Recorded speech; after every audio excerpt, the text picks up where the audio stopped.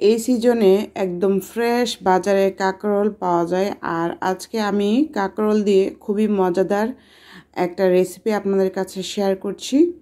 গরম ভাত দিয়ে কাঁকরোলের এই রেসিপিটা একদিন হলেও বাসায় ট্রাই করবেন, দেখবেন সবাই কত বেশি পছন্দ করে।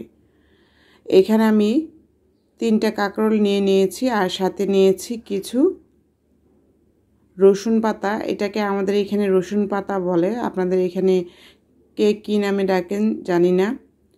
যাই হোক, এবার কাঁকরোলগুলোকে আমি এভাবে করে একটু কেটে নিচ্ছি।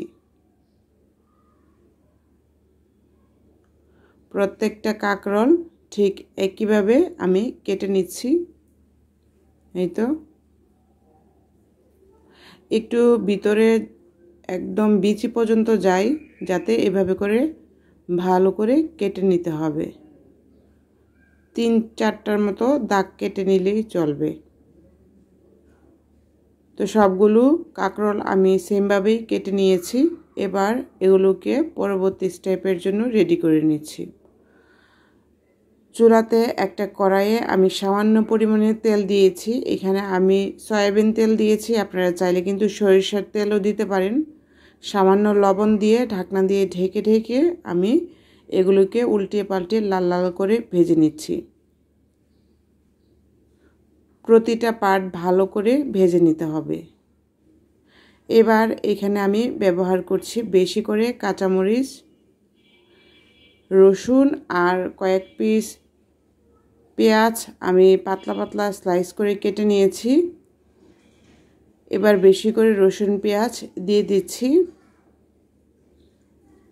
কাঁকরোলের সাইড থেকে কাটা অংশগুলো দিয়ে দিচ্ছি। ঢাকনা দিয়ে দিয়ে আমি চুলার আঁচটাকে একদম মিডিয়াম টু লো করে দিয়ে আস্তে আস্তে করে সব কিছুকে সোনালি রং করে ভেজে নিব। একটু লাল লাল করে ভাজা হলেই আমি একটু নেড়ে চেড়ে দিচ্ছি।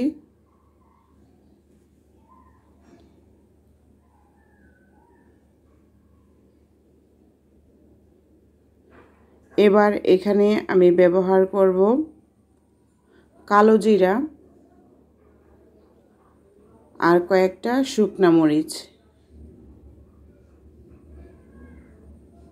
কালো জিরাটা আমি 1/2 চা চামচ পরিমাণে ব্যবহার করেছি। 4-5টার মতো শুকনা মরিচ আর কালো জিরা দিয়ে আবারও একটু নেড়ে চেড়ে দিয়ে একটা ঢাকনা দিয়ে ঢেকে রেখে দিব। আর আবারও বলছি, চুলার আঁচটা কিন্তু বাড়ানো যাবে না, মিডিয়াম লো রেখেই কিন্তু এই কাজগুলো করতে হবে। ঢাকনাটা উঠিয়ে রসুন পাতাগুলোকে দিয়ে দিচ্ছি এ পর্যায়ে।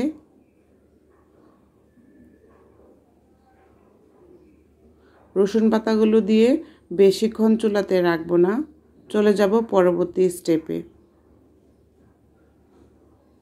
রসুন পাতা দিয়ে চুলাতে 2-1 মিনিটের মতো রাখবো, যাতে করে রসুন পাতার যে সুন্দর একটা স্মেল আছে সেটা ছড়িয়ে পড়ে।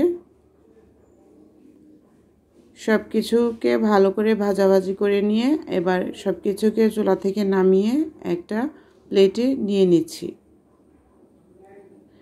এবার এই প্রত্যেকটা উপকরণ আমি হাত দিয়ে ভালো করে ভেঙে নিচ্ছি।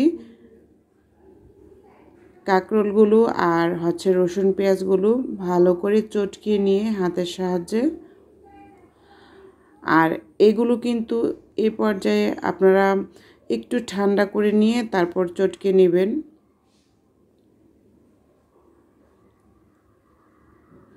শিলপাটাতে সব কিছু নিয়ে নিচ্ছি। কি যে সুন্দর একটা ঘ্রাণ আসছে। আচ্ছা, আমি অফ ক্যামেরাতে কিন্তু সামান্য পরিমাণে ভাজার সময় লবণও দিয়ে দিয়েছি। এবার শুকনো মরিচগুলো আগে একটু হালকা করে পিষে নিচ্ছি। এবার সমস্ত কিছু ভালো করে পিষে নিচ্ছি।